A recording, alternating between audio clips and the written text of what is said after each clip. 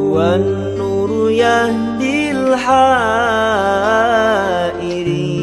ضياؤه.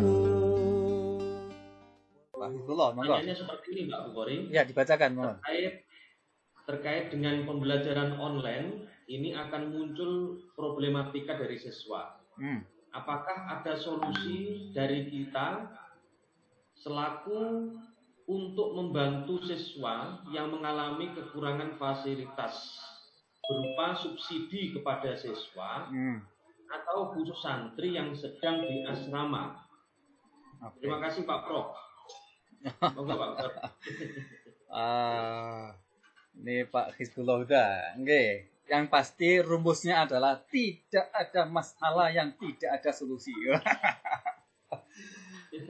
Tinggal bagaimana kita memikirkan solusi itu dan dilihat konteksnya. Lihat konteksnya. Misalnya yang mengalami seperti itu apakah di luar asrama? Kalau di luar asrama nanti bagaimana? Apakah ada studi? Itu yang jelas masalah begini itu nanti kewenangan para kepala. Saya kira untuk bisa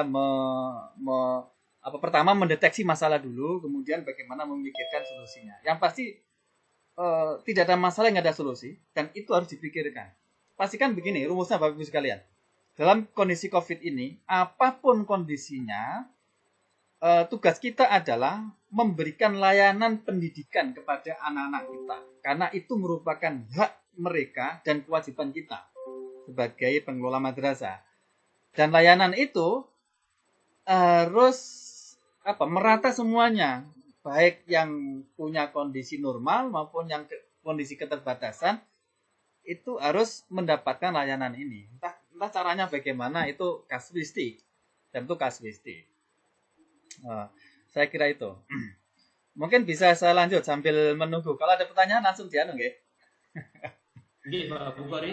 Barangkali Bapak Ibu yang bertanya apabila kepingin langsung menyampaikan kepada Pak Bukhari, monggo bisa dilambaikan tangannya. Silakan diklik pada pojok atas itu untuk melambaikan tangannya. Nanti saya buka untuk unmute-nya. Kalau nggak ada sambil jalan. Ini saya lanjutkan dulu karena saya belum masuk di intinya. Ini ada beberapa pilihan model pembelajaran kita. Ada yang tatap muka, kemudian PJJ dan campuran. Pembelajaran campuran artinya antara online murni mandiri dengan tatap muka atau tatap maya. Nah, saya akan khusus bagaimana mengelola pembelajaran yang campuran ini, karena ini yang menurut analisis kita semuanya, baik di tataran Kementerian Agama, ini yang paling ideal. Jadi pembelajaran yang campuran ini ideal karena tidak terlalu membebani anak, tapi guru juga tidak terlalu berat gitu. Kira-kira itu. Bagaimana mengelolanya? Ini kira-kira Bapak Ibu sekalian, pembelajaran campuran.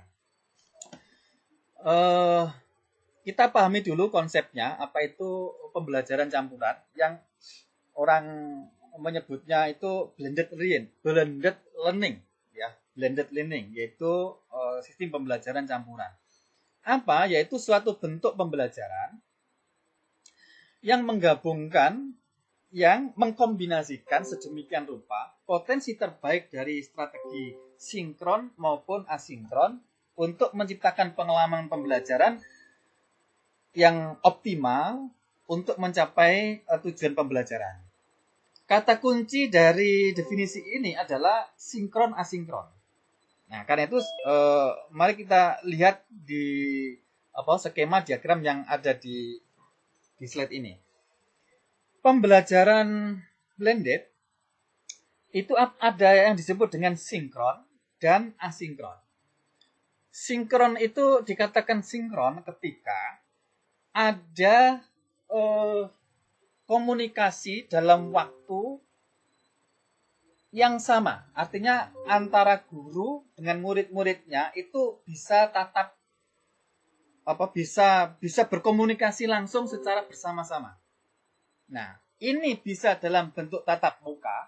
Misalkan Bapak Ibu mengundang murid-muridnya untuk datang di suatu kelas, kemudian kita bertemu di kelas itu, namanya tatap muka. Itu yang disebut dengan ruang belajar satu, yaitu tatap muka.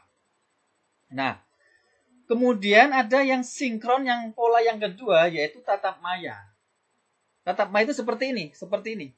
Kita antara guru dengan murid itu bertemu dalam satu waktu, tapi ruang yang berbeda.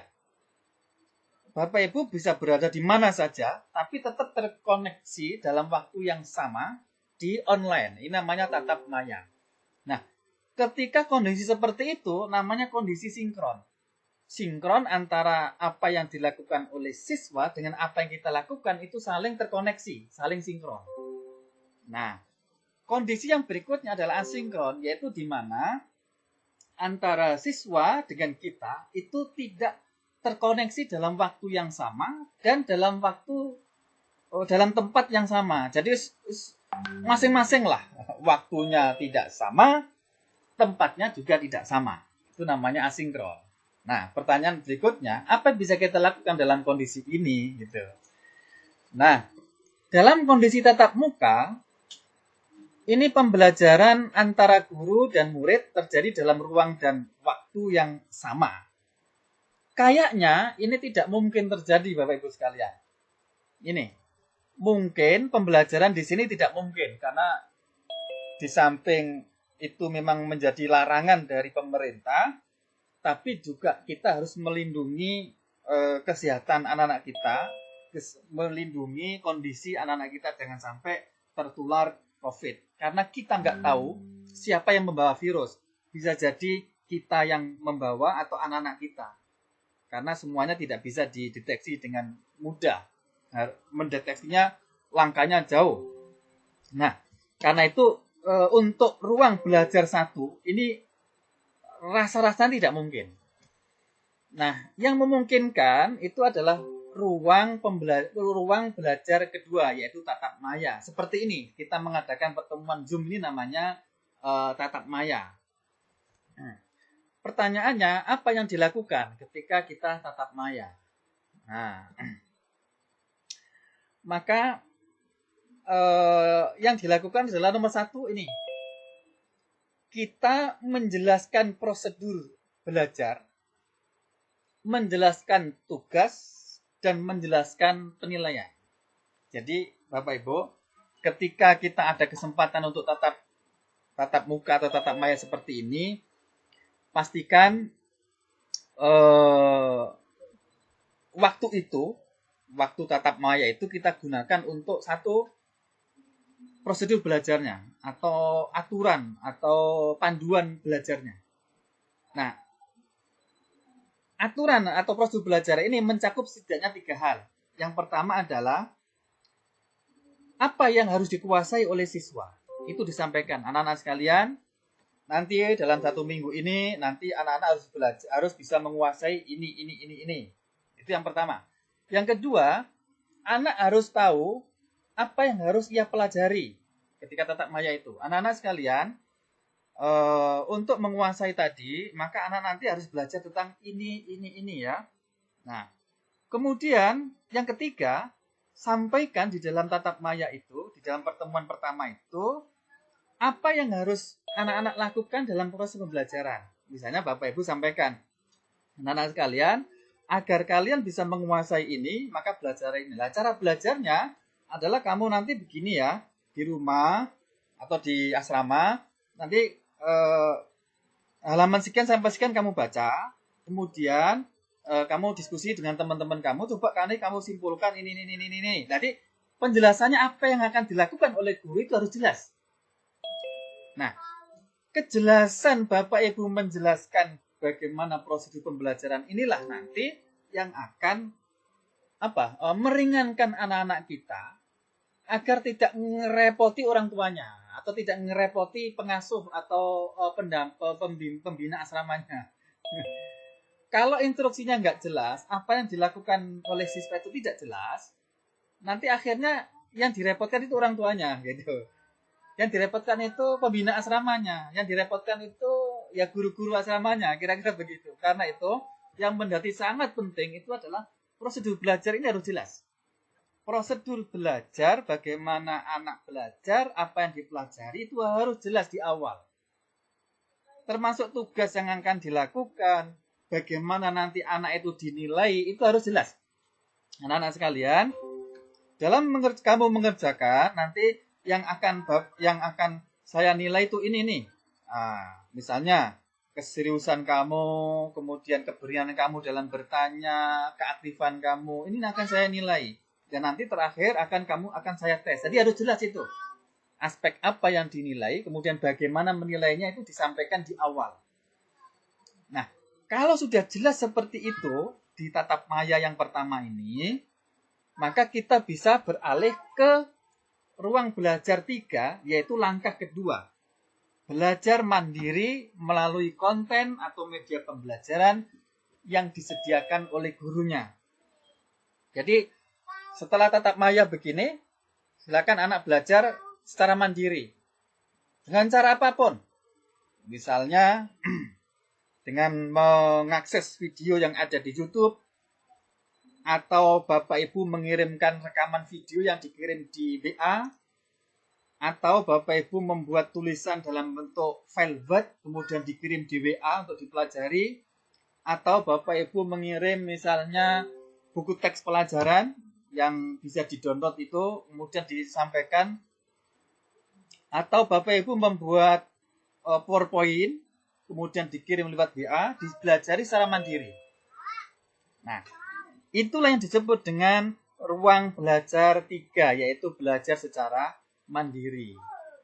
Nah, Bapak Ibu, kelemahan kita, menurut penelitian Kemendikbud ini ya, kelemahan kita selama ini yang belajar jarak jauh itu, ketika belajar mandiri ini, itu anak dilepas, jadi tidak dampingi.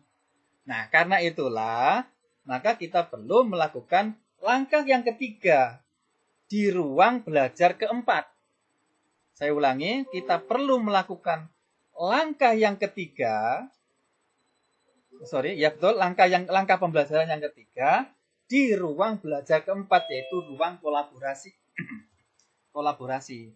Apa yang dilakukan oleh Ibu Guru, Bapak Guru, adalah memberikan pendampingan, memberikan bantuan, memberikan penguatan kepada peserta didik kita. Ngecek kira-kira apa sih yang dilakukan.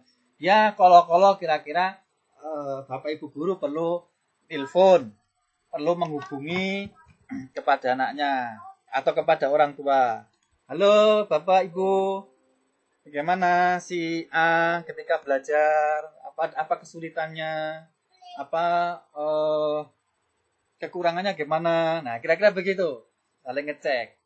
Anaknya ditelepon, halo nak, apa masalahnya di rumah? Sudah belajar ini belum? Sudah ini belum? Gitu. Itu sampling saja. Kalau satu-satu, waduh ini berat juga.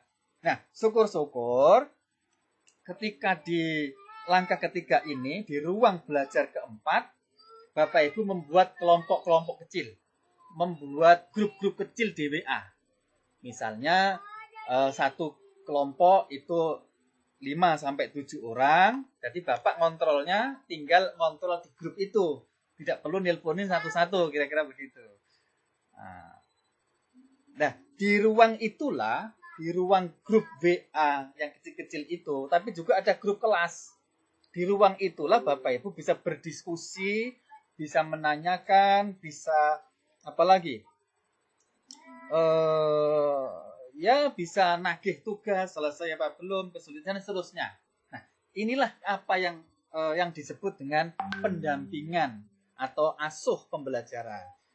Menurut penelitian, sekali lagi, kekurangan guru-guru kita itu ada di sini nih, di langkah ketiga, di ruang belajar yang keempat, yaitu ruang kolaborasi ini, kelemahannya.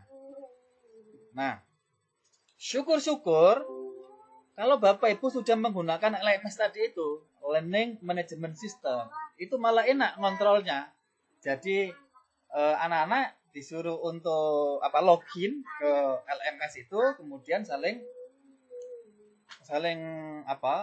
komunikasi di situ. Nah, itulah Bapak Ibu kira-kira gabungan ini semuanya lah yang disebut dengan pembelajaran jarak jauh dengan sistem blended learning atau pembelajaran campuran, yaitu sinkron dan asinkron. Sinkron bisa bertatap muka secara langsung atau bisa dengan tatap maya seperti ini. Kemudian asinkron itu memberi kesempatan di mana anak-anak kita itu belajar secara mandiri dengan dipantau, didampingi, difasilitasi oleh gurunya. Tapi mandiri, waktunya nggak sama, tempatnya juga nggak sama, tapi masih dalam jangkauan kontrol dari seorang guru. Nah, langkah berikutnya setelah tahap ketiga, itu balik lagi ke langkah 1. Tapi kegiatannya berbeda. Kalau di tahap 1 yang awal tadi itu hanya menyampaikan prosedur, tugas dan penilaian pembelajarannya. Tapi yang ini itu kira-kira refleksi atau apa? Merefleksi terhadap pelaksanaan pembelajaran yang dilakukan sebelumnya. Nah, disinilah bisa kita itu kalau misalnya kebetulan materinya itu ada prakteknya, ya diminta demonstrasi di depan dengan Zoom begini, atau elaborasi, saling bertukar pendapat, saling bertukar pengalaman, saling tukar pikiran antar anak dengan guru dengan anak. Di sini juga itu terjadi ruang konfirmasi apa yang disebut di awal tadi, yaitu mengkonfirmasi apakah ilmu yang didapat oleh anak-anak itu sudah benar, jangan-jangan sesat menyesatkan. Nah, di ruang ini, ruang tatap maya inilah itu dilakukan. Nah, setelah itu dilakukan, nah di akhir pertemuan maya itu dilanjutkan dengan langkah yang pertama tadi, yaitu guru menyampaikan prosedur belajar, tugas, dan penilaian. Muter begitu terus.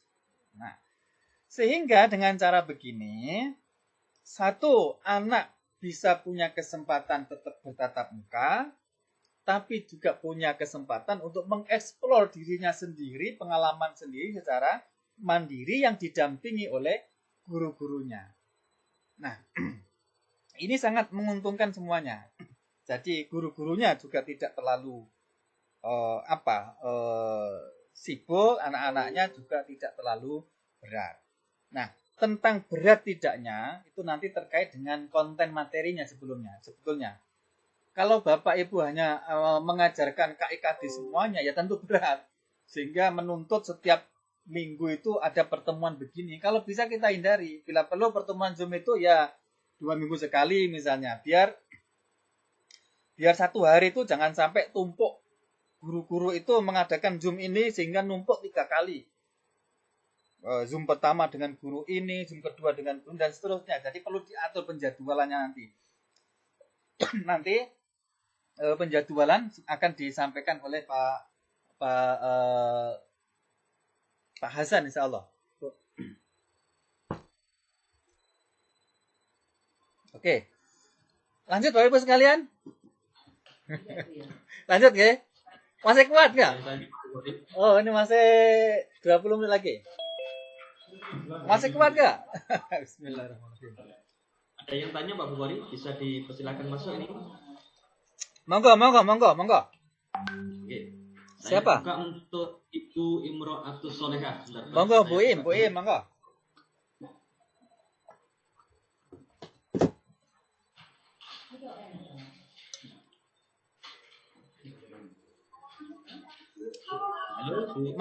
Monggo konsumsinya dimakan sendiri-sendiri ya. Ayo. Monggo sambil ngopi. Assalamualaikum warahmatullahi wabarakatuh. Waalaikumsalam warahmatullahi wabarakatuh. Monggo Bu Im.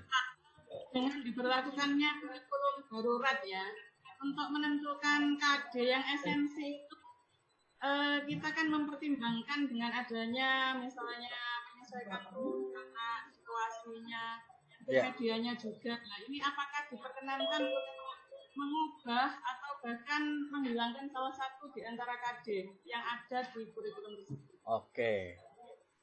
Pertanyaannya bagus sekali. Gimana? Langsung jawab deh, langsung.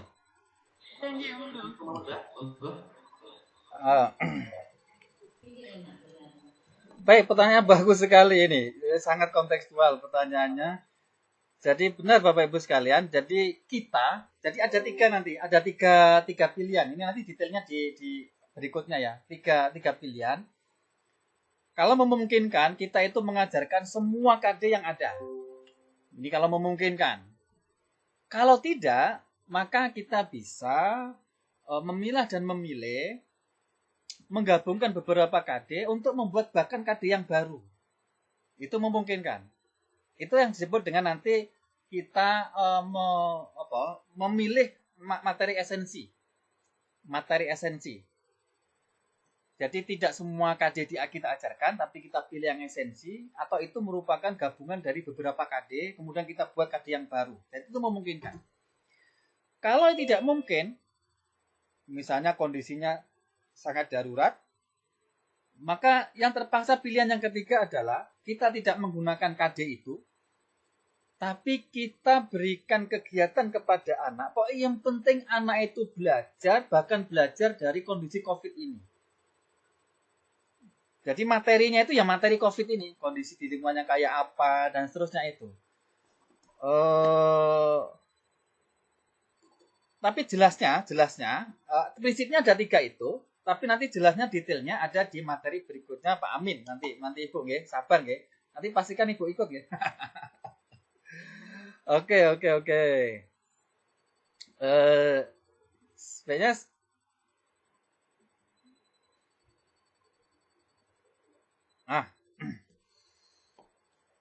Oke, sambil nunggu saya lanjutkan ini bahwa jadi Bapak Ibu sekalian saya simpulkan bahwa di aktivitas inilah yang paling penting itu nanti Bapak Ibu mantapkan pemahamannya di ini bisa melihat ya PowerPoint saya. Bisa nggih? Pak Didit? Halo, bisa ya? Yaitu guru mendesain, menjelaskan prosedur, libatkan stakeholder pembelajaran, murid, orang tua, teman, murid, kolega, guru, dan seterusnya. Ini yang penting dari mendesain. Nah, apa yang dilakukan murid? Murid mengikuti arahan prosedur, mempelajari dan mendalami terlebih dahulu di ruang belajar 3, yaitu ruang belajar mandiri, tapi didampingi, diasuh oleh guru-gurunya di ruang belajar 4.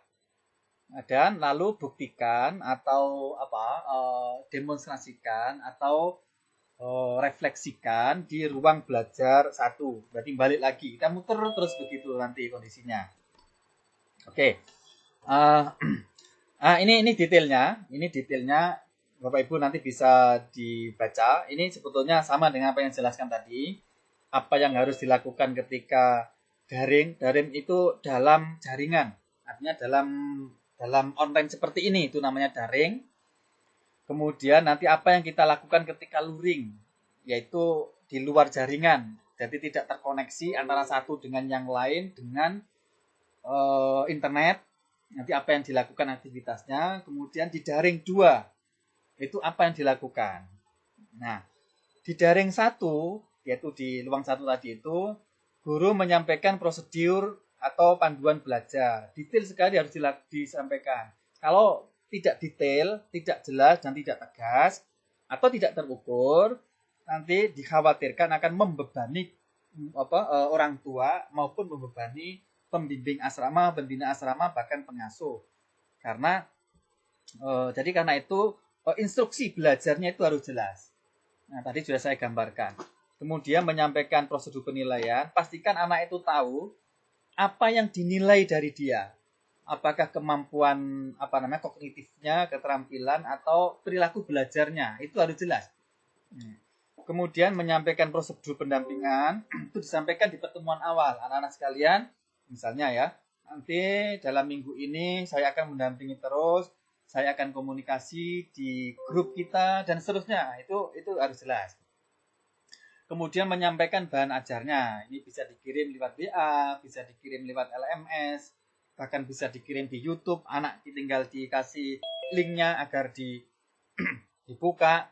Dan ini bisa dimanfaatkan. Misalkan dikasih pesan, jangan lupa subscribe and like. Gitu. Kira-kira begitu.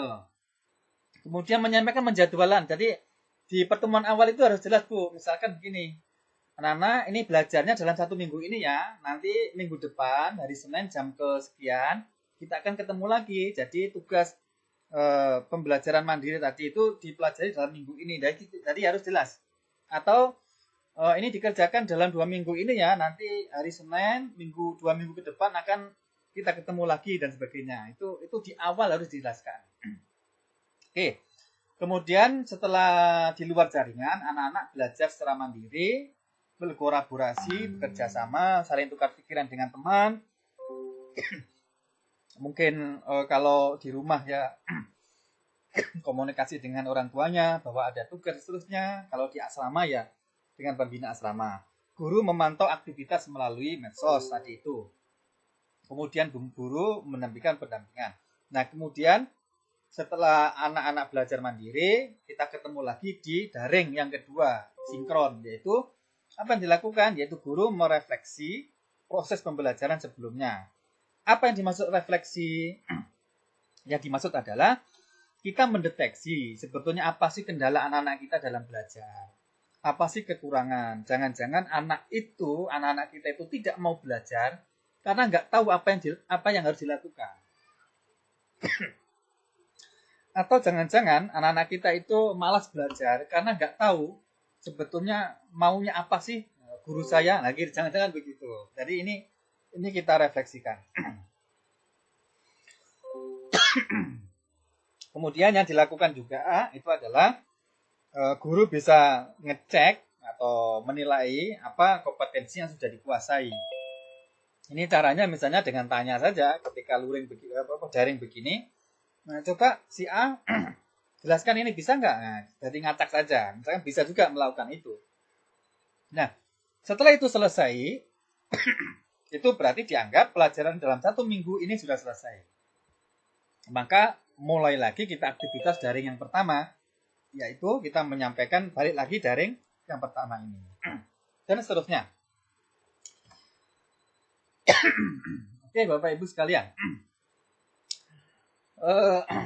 Bagaimana langkah-langkah konkret untuk mengembangkan pembelajaran jarak jauh ini? Yang pertama ini Bapak Ibu sekalian. Yang pertama mohon maaf. Yang pertama tugas Bapak Ibu adalah mengidentifikasi kondisi dan situasi keterbatasan kita semuanya, anak-anak juga dengan COVID-19 ini. Ini yang pertama sekali. Ini yang paling penting. Tujuannya apa? Agar apa yang kita lakukan itu sesuai dan bisa dilakukan sesuai dengan kondisi anak gitu. Jadi harus betul-betul kita identifikasi. Misalkan begini. Dalam satu kelas yang jumlahnya misalnya 32 anak. Itu berapa yang tinggal di asrama? Kemudian fasilitas apa yang disediakan di asrama? Boleh buka HP apa enggak? Boleh bawa laptop apa enggak? Kemudian berapa anak yang punya laptop? Berapa anak? Itu kalau bisa sudah teridentifikasi oleh guru. Kemudian berapa yang tidak tinggal di asrama? Kondisinya kayak apa? Apakah dia punya HP, punya laptop, bisa pinjam ke orang tuanya atau tidak? Ini harus sudah terbayangkan, sudah teridentifikasi. Nah, berdasarkan pemahaman identifikasi seperti itulah, kemudian kita merancang pembelajaran jarak jauh itu disesuaikan. Oh, karena kondisi asrama X itu begini. Oh, nanti berarti begini-begini. Dan seterusnya. Ini memang agak membuat kita semuanya, para guru, semakin sibuk, Bapak Ibu sekalian memang.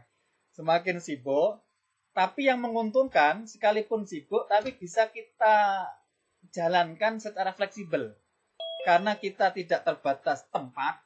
Kalau ngajar kan harus datang ke kantor, dan sebagainya. Kalau ini bisa sambil masak, bisa sambil tiduran, bisa sambil jualan, bisa sambil bisnis apa, dan seterusnya. Jadi itu keuntungannya jarak jauh itu.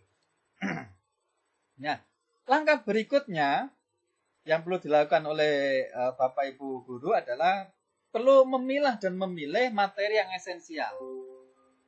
Apa itu materi esensial? Materi esensial adalah materi pembelajaran yang punya URKK yang sangat tinggi. URKK itu urgensi, artinya materi itu memang sangat penting, sangat perlu diajarkan. Kalau sampai anak-anak kita itu nggak paham, nggak pantas misalnya. Yang kedua relevan, artinya materi yang mau kita ajarkan itu memang betul-betul terkait dengan kehidupan anak-anak kita. Jangan sampai kita mengajarkan sesuatu yang tidak terkait dengan kehidupan anak, misalnya begitu. Ini dihindari dulu karena ini kondisinya COVID. Yang ketiga itu adalah kontinuitas. Artinya materi yang diajarkan itu menjadi prasyarat untuk bisa memahami berikutnya. Misalnya begini, untuk anak itu bisa mempraktekkan wudhu, ya harus tahu dulu dong tata caranya wudhu. Jadi tata wudhu ini merupakan prasyarat untuk bisa praktek wudhu, misalnya begitu. Kemudian keterpakaian, artinya materi yang penting itu adalah materi yang langsung bisa dipakai oleh anak-anak kita untuk melakukan kegiatan dirinya yang sangat penting atau fardhu ain, kira-kira begitu. Jadi aktivitas yang sangat penting dalam kehidupan sehari-hari, materi yang terkait dengan itu berarti materi itu sangat penting. Ya ini cara memilih materi yang penting. Nah materi yang tidak memenuhi URKK tinggi, udah nggak usah diajarkan tuh kapan-kapan saja, kira-kira begitu. Atau diajarkan tapi merupakan tambahan, merupakan rekomendasi. Misalnya begini. Anak-anak belajar juga ini ya, ini ya, gitu. Kemudian nanti bagaimana cara menentukan itu akan detailnya di materi berikutnya. Nah, kemudian kembangkan sistem pembelajaran online atau campuran yang tadi saya jelaskan di atas sebelumnya terhadap materi yang kita pilih tadi itu. Semaksimal mungkin berkolaborasilah dengan guru mata pelajaran lain. Jadi sehingga kita menggunakan tema gitu ya. Nah, caranya ya identifikasi mana KD yang bisa diajarkan bersama, kemudian adakan diskusi musyawarah, pembagian peran antar guru mata pelajaran itu, misalnya guru fikih dengan guru bahasa Indonesia dengan TIK itu bisa kumpul. Nah, nanti saya contohkan. Kemudian mendesain prosedur pembelajaran secara kolaboratif. Jadi tadi harus jelas tadi pembelajarannya kayak apa, penilaiannya kayak apa. Nah yang penting lagi ini Bapak Ibu, sampaikan dan pastikan murid itu paham apa yang harus dipelajari, bagaimana mempelajarinya, dan bagaimana kelak dia akan dinilai. Nah ini berulang-ulang ini saya sampaikan, nanti di awal juga begitu. Kenapa? Ini menjadi penting. Tadi alasannya, jangan sampai anak-anak kita itu dia nggak mau beraktivitas belajar karena dia nggak paham apa yang harus dia pelajari, bagaimana belajarnya, dan targetnya dia harus bisa apa. Nah, ketika anak tiga hal ini nggak paham, jangan harap anak itu akan mau bergerak untuk belajar. Jadi ini menjadi kunci keberhasilan dalam proses pembelajaran jarak jauh itu. Jadi instruksinya itu jelas, nah, kemudian aturannya itu jelas. Kemudian hindari menambah beban kesibukan orang tua. Tadi sudah saya jelaskan. Nah, dalam konteks inilah Bapak Ibu, ini mungkin pesan khusus kepada pimpinan madrasah ya. Madrasah memang perlu untuk memfasilitasi ada semacam pertemuan berkala. Saya kira bisa diizinkan, misalnya Bapak Ibu kolo-kolo itu kala-kala waktu bisa kumpul di ruang guru, tapi dengan prosedur protokol yang ketat ya. Ini dijaga prosedurnya biar kita tidak disalahkan oleh negara gitu. Untuk apa ya, untuk mendiskusikan ini mendiskusikan belajarnya anak-anak gimana sih, saling memperkuat gitu. Diskusi, kemudian di forum itu bisa misalnya petugas HEBS tadi itu bisa memberikan bantuan kepada gurunya, kemudian komunikasi juga antara guru-guru dengan tim yang tadi kan ada tim ya, ada tim itu berkomunikasi. Jadi ini dijadwalkan misalkan setiap hari apa bertemu. Jadi karena kadang mohon maaf kalau hanya online begini itu sambung rasanya itu kurang gitu loh. Jadi tetap pertemuan fisik itu kadang perlu. Nah, oke. Nah, ini Bapak itu tematik, ini cara membuat tematik, nanti detailnya di karena waktunya tinggal beberapa menit lagi, saya coba akan memberikan contoh konkret biar Bapak Ibu punya gambaran ya, punya gambaran bagaimana mengelola pembelajaran yang tematik, yang lintas mata pelajaran. Ini contohnya begini. Ini mata pelajaran fikih, akidah akhlak, Quran hadis, bahasa Indonesia, dan seni budaya. Ini 5 mata pelajaran tapi satu tema. Ini saya coba membuat. Ada satu tema, tapi bisa dipakai untuk mengajarkan 5 mata pelajaran. Temanya begini. Nah, temanya itu berbasis problem based learning atau pelajaran berbasis masalah. Jadi contohnya begini Bapak Ibu. Ada masalah, ada misalkan najis, ada misalnya kotoran ayam atau apalah di ruang tamu. Jadi ada najis di ruang tamu. Nah, ada orang tuanya menyuruh kepada anaknya, "Nak, tolong ruang tamu itu disucikan, tapi dengan catatan jangan sampai membasahi ruangan tamu semuanya. Ruang tamu tidak boleh basah, tapi harus suci." Nah, kemudian perintahnya adalah, jadi kasusnya seperti itu, masalahnya seperti itu. Anak ditantang untuk menyelesaikan masalah tadi itu, mensucikan ruang tamu, tapi tidak boleh basah. Nah, perintahnya, murid diminta untuk menyelesaikan masalah kasus yang disajikan guru. Murid menganalisis masalah dengan multidimensi keilmuan. Nah, kolaborasi pelajaran. Perhatikan, ini guru, perhatikan bagaimana cara siswa berpikir, bagaimana siswa menganalisis masalah, dan bagaimana cara pandang siswa terhadap masalah itu. Kemudian bagaimana siswa merancang solusinya. Loh, pembelajaran seperti ini kan luar biasa. Pembelajaran seperti inilah yang menuntut kemampuan berpikir tingkat tinggi. Tidak sekedar hafalan. Nah, selama 1 pekan, guru akan mendampingi melalui medsos dan memantau aktivitas murid. Guru menjalin komunikasi dengan guru, murid, orang tua, dan bahkan membuka layanan bantuan. Nah, terhadap kasus tadi itu, petunjuk mengerjakannya, pelajarilah konsep najis. Nah, ini kan sudah pelajaran fikih ini.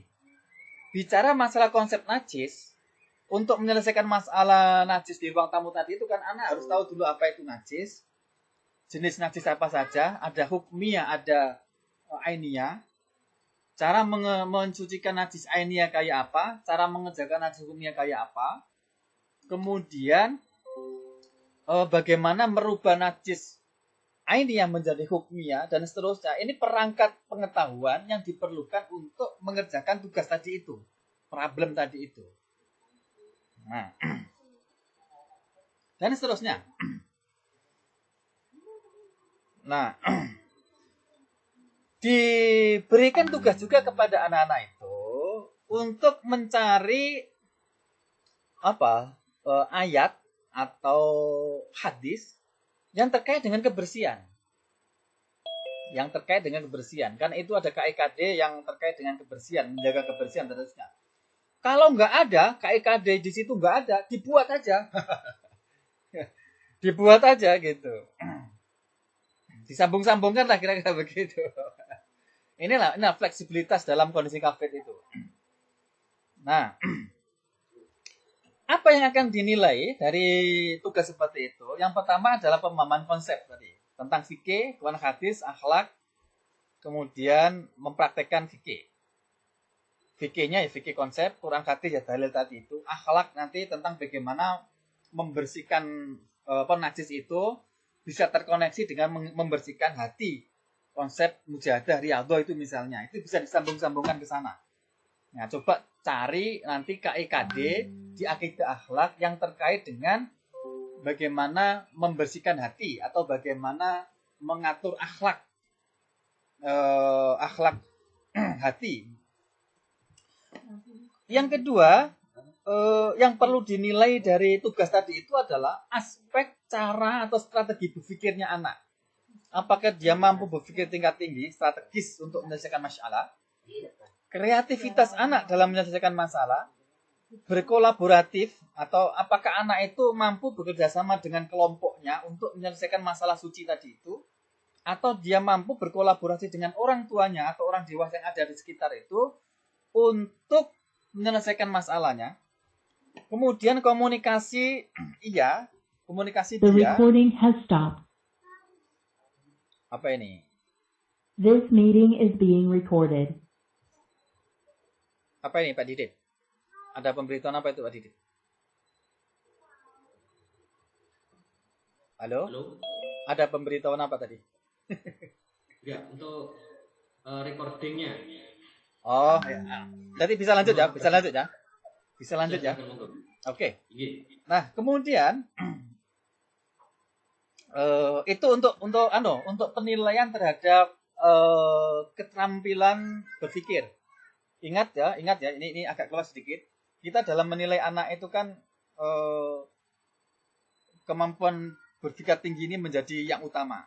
Ada 4 C itu ya. Kreatif, kemudian kolaboratif, komunikatif, dan apa sih satunya itu?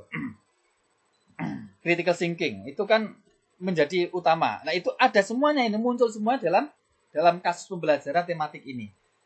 Yang berikutnya adalah olah tata bahasa Indonesia dalam menjawab membuat laporan tugas ini. Jadi tugas tadi itu yang tematik membersihkan itu kan dilaporkan dalam bentuk kata-kata itu. Nah, itu berarti mata pelajaran bahasa Indonesia bisa masuk, yaitu terkait dengan KD bagaimana menyusun sebuah laporan. Atau KD yang terkait dengan prosedur, bagaimana menyusun sebuah prosedur melakukan suatu tindakan. Kasus tadi itu kan prosedur bagaimana cara untuk menyucikan najis yang ada di ruang tamu. Itu prosedurnya kan langkah pertama langkah kedua apa, langkah ketiga apa. Ini berarti berhubungan dengan pelajaran bahasa Indonesia.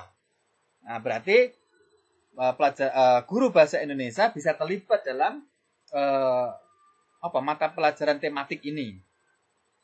Kemudian SBK-nya, seni, budaya misalnya. Bisa ketika membuat laporan, itu penyajian laporannya itu harus dibuat dalam bentuk infografis, dalam bentuk diagram, dalam bentuk yang indah gitu. Itu berarti materi SBK bisa masuk dan seterusnya.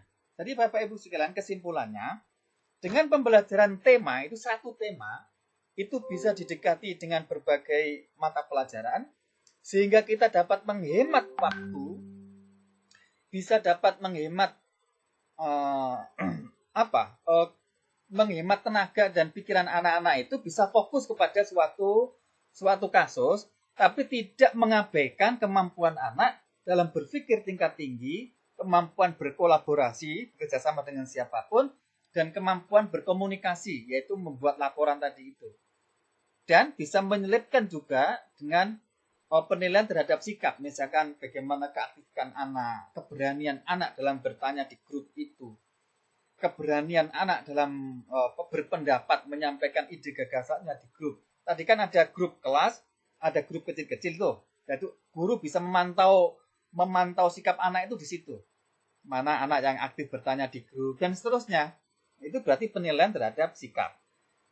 Nah, terhadap semua ini maka guru memberikan umpan balik. Umpan balik itu maksudnya apa sih kekurangan anak-anak kita baik kelompok maupun individu dalam mengerjakan tugas ini? Apa masalahnya? Itu kita carikan diidentifikasi masalahnya, kemudian carikan solusinya, kemudian diantisipasi bagaimana nanti di tugas berikutnya, di minggu-minggu berikutnya itu tidak terulang lagi. Kira-kira begitu. Itu sekedar contoh ya Ibu sekalian, contoh konkret untuk bagaimana kita membuat sebuah desain pembelajaran jarak jauh dengan pendekatan tematik. Nah, kalau kita ingin mendesain pembelajaran jarak jauh, unsurnya itu ini. Ini semua sudah saya sampaikan tadi, tapi jelasnya nanti Bapak Ibu bisa baca sendiri, tapi poin-poinnya sudah saya jelaskan. Saya minta tambahan waktu sekitar 10 menit untuk khusus ke penilaian Bapak Ibu ya. Tambahan waktu, mestinya saya sudah selesai mestinya ini. Mohon izin Pak Didit. 10 menit untuk menambahkan tentang khusus penilaian. Bapak Ibu sekalian, ini saya ingin menyampaikan dulu konsep besar dari paradigma perubahan atau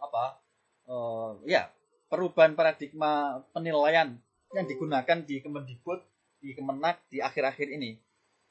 Bahwa penilaian itu ada 3, ada assessment of learning, ada assessment for learning, dan assessment as learning. Selama ini kita menilai itu banyak terjadi pada penilaian assessment of learning, yaitu menilai anak untuk mengukur ketercapaian hasil belajarnya. Itu tergambar di ini, di off learning ini ya. Selama ini mohon maaf, kita sering terjebak menilai itu ya menilai untuk mengukur ketercapaian saja ini. Semestinya konsepnya seperti ini. Yang banyak itu adalah assessment as learning. Penilaian itu sebagai proses pembelajaran itu sendiri. Kemudian assessment for learning, pembelajaran untuk memperbaiki proses pembelajaran. Dan yang terakhir, mestinya sedikit saja, itu penilaian untuk mengukur hasil belajar. Penilaian of learning inilah implementasinya itu misalnya dalam bentuk ulangan harian, ulangan tengah semester, ulangan semester, ujian akhir, dan seterusnya. Itu of learning. Karena pada akhirnya adalah nilai akhir. Tapi sebetulnya yang paling penting itu adalah penilaian yang untuk pembelajaran. Artinya dengan proses penilaian itu anak justru mendapatkan banyak pembelajaran dari proses penilaian itu. Yang kedua adalah dengan proses penilaian itu guru itu bisa memperbaiki bagaimana menyelenggarakan pembelajaran lebih baik lagi. Itu dimaksud konsep as learning dan for learning. Nah, menurut penelitian yang dilakukan oleh siapa saya lupa, itu bisa dicek di economic.com. Menurut penelitian itu begini, ini hasil penelitian. Bapak Ibu sekalian, ternyata penilaian as learning, saya balik lagi, bentar. Penilaian as learning, penilaian sebagai pembelajaran, ini hanya terjadi kalau kita itu memberikan umpan balik, memberikan feedback kepada anak-anak kita dari apa yang mereka lakukan dalam proses penilaian itu. Misalnya, setelah anak itu mengerjakan tugas, mengerjakan soal, kemudian kita koreksi, kemudian sudah ketahuan kelemahan dan kekurangan dari anak-anak itu, kemudian anak itu kita bimbing.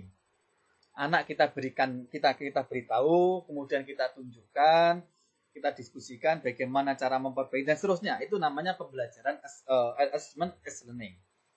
Pemberian feedback seperti itu ternyata menurut penelitian seperti ini datanya. Feedback to pupil memberikan umpan balik kepada peserta didik ketika proses penilaian itu ternyata mampu meningkatkan hasil belajar 9 poin dengan biaya 1 poin. Saya ulangi. Memberikan umpan balik dalam penilaian, pendampingan dan seterusnya itu mampu meningkatkan hasil belajar 9 poin dengan biaya yang sangat murah. Coba kalau kita bandingkan dengan ini, dengan misalkan ini, mengurangi jumlah anak siswa di dalam satu kelas itu kurang dari 20 orang. Sekarang ini kan normalnya itu kan anak dalam satu kelas itu kan 32, 36 misalnya ya. Tapi ini agar belajarnya efektif, kemudian jumlah anak itu dikurangi hanya 20 orang di satu kelas. Kebijakan seperti itu ternyata hanya meningkatkan 3 poin hasil belajar dengan biaya yang sangat mahal. Ada 5 poin. Ada 5 poin biaya yang harus dikeluarkan. Ini kan jauh sekali ini. Biayanya mahal, tapi sedikit sekali menyumbangkan hasil belajar dengan baik. Dibanding dengan memberikan umpan balik dari proses penilaian itu. Inilah paradigma inilah yang harus kita pegang dalam pembelajaran ini, yaitu kita dituntut untuk tidak segan-segan, tidak bosan-bosan, telaten untuk mendampingi anak-anak itu ketika dia mengerjakan tugas. Ketika anak mengerjakan tugas, pastikan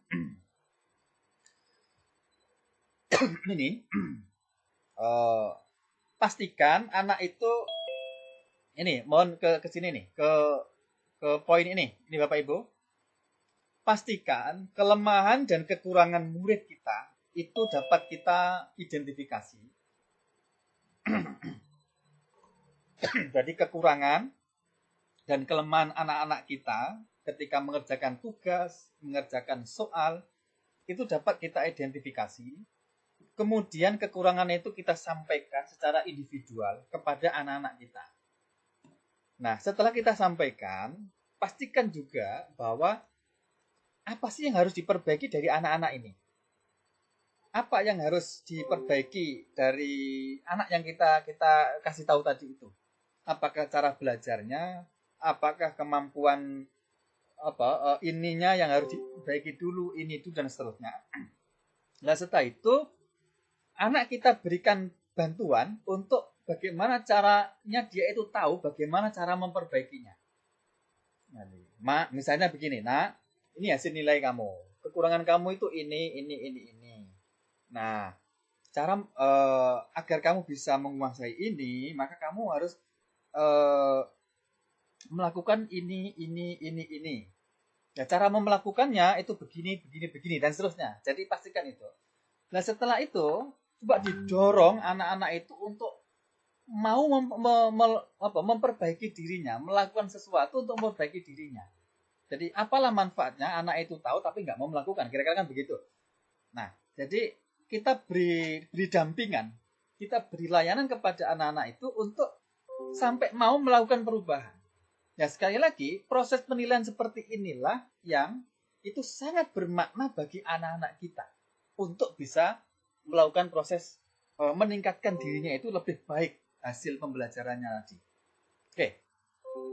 Karena waktunya habis sehingga saya kayaknya melompat. Ini insya Allah ini sudah maklum apa yang saya jelaskan tadi, sudah ini bisa dibaca, nanti saya share PowerPoint ini. Ini menggambarkan alur bagaimana tahap penilaian itu diturunkan dari SKL, KI, KD, silabus, RPP, kemudian muncul instrumen penilaian, ketika menilai diberi umpan balik, kemudian ditindaklanjuti dan seterusnya.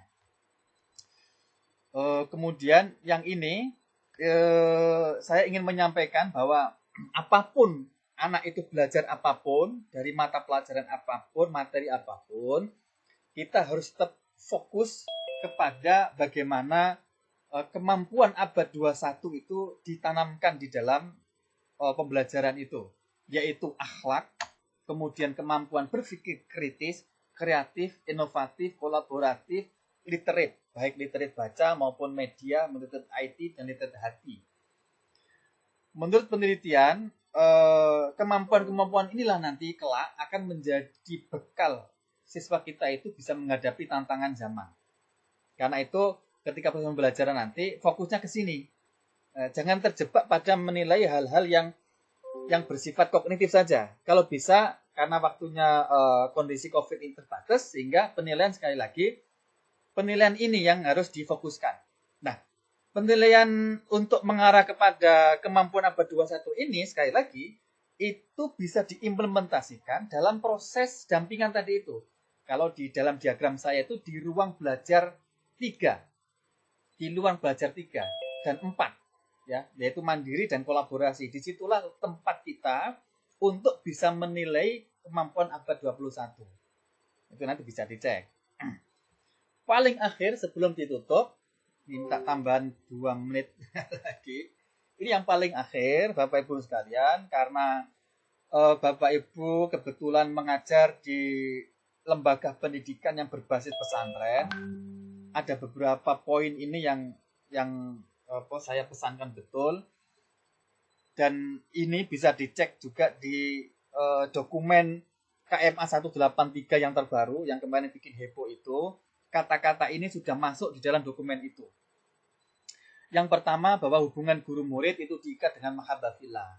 Pastikan perasaan Bapak Ibu dengan anak-anak itu betul-betul nyaman, betul-betul terbangun karena didasari karena semata-mata mahabbah fillah. Saling mengasihi saling kepada anak. Jadi sehingga dengan pandangan seperti itu, nanti kenakalan apapun anak itu, kemalasan bagaimanapun yang dialami anak itu, kita tetap bisa menerima apa adanya. Kita bisa memandang dengan pandangan ainur rahmah. Itu kira-kira apa dampaknya. Kemudian mengarus utamakan akhlak dan keridhaan guru dan murid. Jadi usahakan bagaimanapun ya menghadapi suasana ini anak yang 2 blok nakal dan sebagainya, tolong tapi hati guru tetap dijaga, tetap bisa ridho lah kepada anak-anak, karena keridhaan manfaat ilmu anak nanti sangat tergantung kepada keridhaan guru. Ini. Kemudian sinergi doa. Jadi guru-guru kita, Pak Kiai-Kiai, para masyayikh, denanyar, insya Allah tidak henti-hentinya mendoakan kepada semua santri. Tapi harus nyambung itu antara doanya Kiai tadi dengan kita semuanya, para guru, orang tua, santri kita, kemudian anak-anak kita itu juga didorong untuk saling mendoakan. Jadi sinergi. Jadi kalau ketemu, doa itu ketemu, itu insya Allah nanti cara goalnya itu gampang begitu. Nah, yang paling akhir mungkin ini. Kondisi ini bisa juga kita berikanlah wirid-wirid tertentu kepada anak-anak itu untuk mengontrol hatinya, nggih. Mengontrol hatinya. Misalnya, nggih, kita berikanlah kewajiban kepada anak-anak itu, misalnya dalam sehari semalam itu membaca sholawat 1000 kali. Ini wiritan andalannya Mbah Nadiro Mansur misalnya, Mbah Nyai Nadir itu andalannya wiritannya ini yang sudah dijajakan ke santri-santri. Misalnya ini juga kita sampaikan ke anak-anak untuk mewiridkan ini misalnya. Sekali lagi ini tujuannya apa? Kita nggak tahu Bapak Ibu. Kita kan begini, kalau kontak langsung dengan santri, dengan guru itu kan bisa mengontrol perilakunya sehari-hari. Tapi ketika online itu tidak mungkin kita bisa mendidik akhlak anak itu secara langsung. Karena itulah upaya-upaya dengan kontrol mujadah riyadhah melalui wirid-wirid seperti ini itu bisa menyambungkan suasana hati anak dengan suasana hati kita sehingga bisa saling terkoneksi. Kira-kira begitu tujuannya. Kita tidak bisa berhadapan langsung, mengingatkan langsung, ya semoga kekuatan sholawat melalui sholawat istighfar yang dilanggengkan oleh anak-anak itu bisa membentengi anak-anak kita, bisa melatih hati anak-anak kita. Kira-kira begitu. Karena sasaran utama dalam pendidikan bagaimanapun itu adalah hati. Kira-kira begitu. Sekian Bapak Ibu sekalian.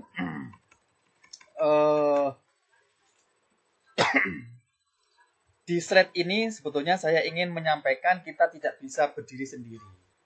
Guru nggak bisa berdiri sendiri. Pimpinan madrasah, yayasan itu nggak bisa berdiri sendiri.